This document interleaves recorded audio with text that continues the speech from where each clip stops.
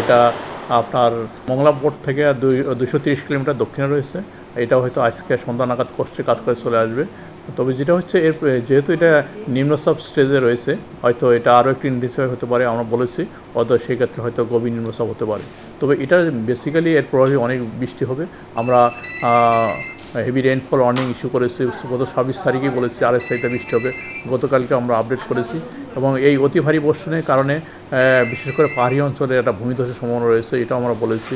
তাছাড়া আরও বলা হয়েছে যে বিশেষ করে ঢাকা সিটি এবং চট্টগ্রাম সিটিতে আপনার হেভি রেইনফলের কারণে জলবদ্ধতা হতে পারে, এটাও আমরা হেভি রেইনফলে বলেছি। আর এই যে হেভি রেইনফল, এটা হয়তো বেসিক্যালি আজকে সবচেয়ে বেশি বৃষ্টি হবে এবং আগামীকালকেও আজকের মতোই বৃষ্টিটা থাকবে, যেহেতু আগামীকাল হয়তো ল্যান্ডে চলে আসবে, সেক্ষেত্রে আগামীকালকে ভারী থেকে অতি ভারী বর্ষণ হবে।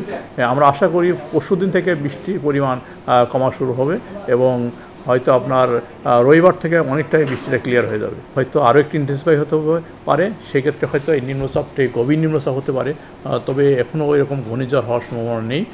তবে যেটা হবে যে ল্যান্ডে ওঠার পরে এটা যেটা হবে আরেকটু ইন্টেন্সিফাই হবে, যেহেতু নিম্নচাপ থেকে পরবর্তী স্টেজে যায় হয়তো গভীর নিম্নচাপ হতে পারে এবং এর প্রভাবে যেটা বেসিক্যালি হবে বৃষ্টি হবে এবং যেহেতু একটা স্থল নিম্নচাপ থেকে স্থল গভীর নিম্নচাপে যাবে, এর প্রভাবে ব্যাপক বৃষ্টি হবে। আমরা বলেছি ভারী থেকে অতি ভারী বর্ষণের সম্ভাবনা রয়েছে দেশের মেজর পার্টি। এটা আমরা যদি দেখি সবচেয়ে বেশি বৃষ্টি হয়েছে খেপুপাড়াতে, গত 24 ঘন্টায় 91 মিলিমিটার বৃষ্টি হয়েছে খেপুপাড়াতে। তাছাড়া আপনার সন্দ্বীপ হাতিয়াতেও আপনার ভারী বর্ষণ হয়েছে।